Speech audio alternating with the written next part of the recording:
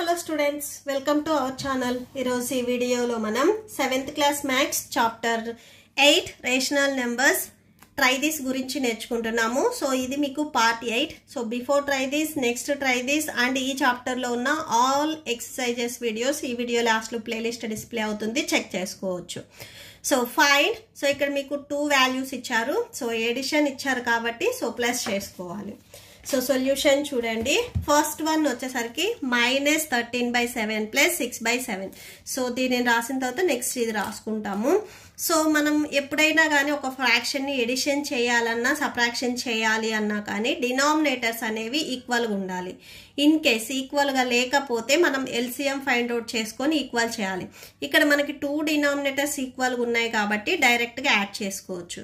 But ఇక్కడ -13కి minus ఉంది, so -13 plus 6. So numerator ఇలా వస్తుంది. సో ఇది 13 లార్జెస్ట్ నెంబర్ కాబట్టి 13లో నుంచి 6ని సబ్ట్రాక్షన్ చేయండి, 7 వస్తుంది. లార్జెస్ట్ నెంబర్కి మైనస్ ఉంది కాబట్టి మైనస్. డినామినేటర్లో 7 ఉంది కదా, 7 రాసుకోండి. సో 7 1s క్యాన్సిల్, -1 వస్తుంది.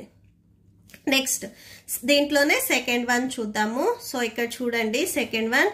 సో గివెన్, సో ఫస్ట్ ఇక్కడ మీకు ఫ్రాక్షన్ ఏమి ఇచ్చారు అనేది రాసుకోండి. 19/5 so plus into -7/5. So first మనం బ్రాకెట్ తీసేద్దాము. So plus into -7/5. సో ఈ బ్రాకెట్ మీనింగ్ ఏంటి అంటే ఇంటూ అంటే మల్టిప్లికేషన్ అని మీనింగ్. ఓకే, సేమ్ ఇక్కడ డినామినేటర్స్ ఈక్వల్ ఉన్నాయి కాబట్టి న్యూమరేటర్స్ ఇక్కడ మైనస్ ఉంది కాబట్టి సబ్ట్రాక్షన్ చేసుకోవాలి. సో సబ్ట్రాక్షన్ చేయండి. 19లో నుంచి 7ని సబ్ట్రాక్షన్ చేస్తే 12 వస్తుంది. డినామినేటర్లో 5 ఉంది కదా, సో 5 రాసేసుకోండి. టోటల్గా మీకు ఆన్సర్ వచ్చేసరికి 12/5 అవుతుంది. Okay, so that's it. ఈ ప్రాబ్లంతో మీకు ఈ వీడియో కంప్లీట్ అయింది. మీకు ఈ వీడియో నచ్చితే ప్లీజ్ లైక్ చేయండి, మీ ఫ్రెండ్స్కి షేర్ చేయండి అండ్ మన ఛానల్ని సబ్స్క్రైబ్ చేసుకోండి. So thank you and thanks for watching.